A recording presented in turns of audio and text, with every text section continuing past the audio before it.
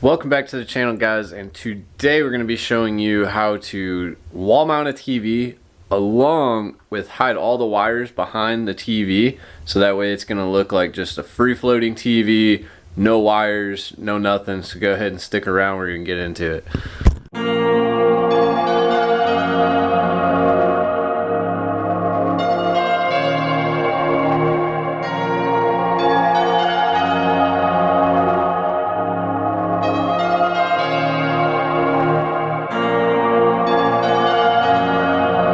Alright, so we already have the wall mount up from the previous TV, but we had a shelf down here and that held the DVD player. It's just a bedroom TV, so it doesn't get much use. So I just wanted to get something that was a little bit different, a little bit more streamlined. So we're going to use the wall mount that's already here, put it on the new TV, and then I'm going to show you guys how to take and put a outlet up right here off of the previous outlet that's down there. We're gonna run a wire up, put an outlet there, so that way we'll be able to plug it in right behind the TV and you're not gonna see any wires.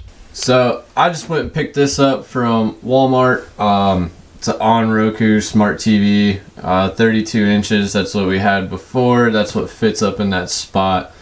It's only like $108. I just wanted something to where I could be able to play Netflix and YouTube or whatever it is I want to do. I just wanted something where I could stream on it, so that way it's going to give us that cordless look, so that way we don't have to have DVD players or HDMIs or anything like that hooked up to it, and this just makes it a lot easier.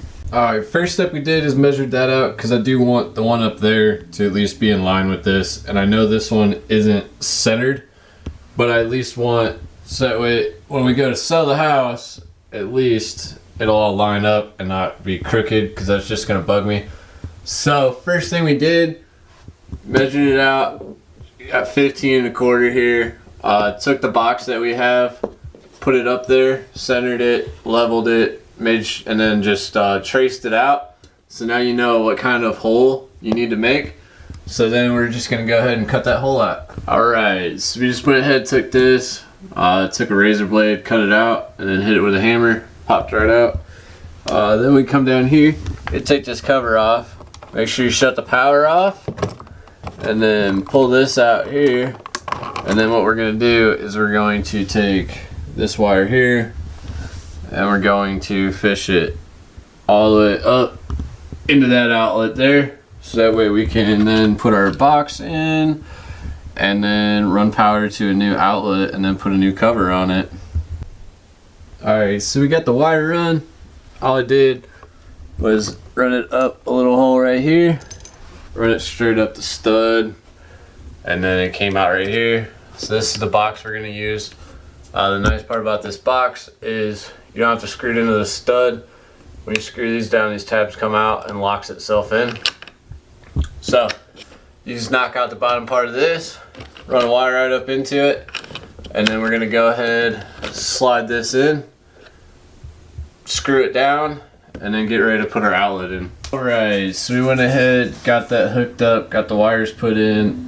So if you've never done that before, best way to do it is look at how this one's hooked up.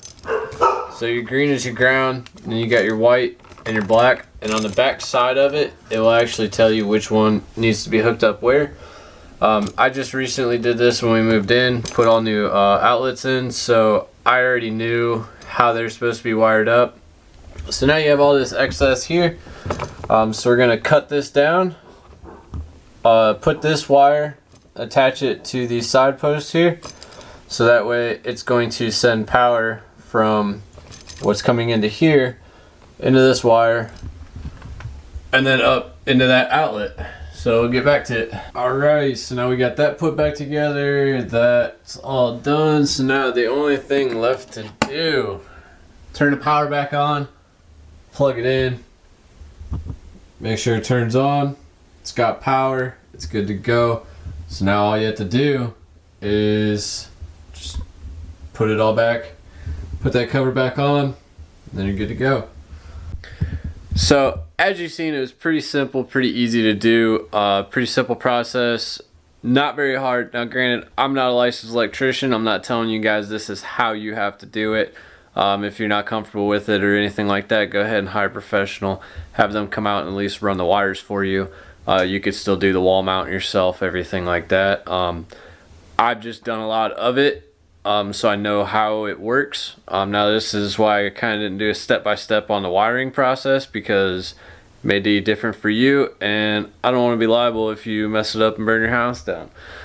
But this is just an easy way to get it all set up here. So what I'm gonna do is I'm going to fix these walls, fill in and repaint this wall here, and then once I'm done with that, I will go ahead and run some B-roll for you guys. And don't forget to drop a like, subscribe, please subscribe, hit the bell for post notifications down below. And let me know if you guys like this video, or if you've done it yourself. Go ahead and drop a picture down below and let's check it all out. Alright, I'll see you guys next time.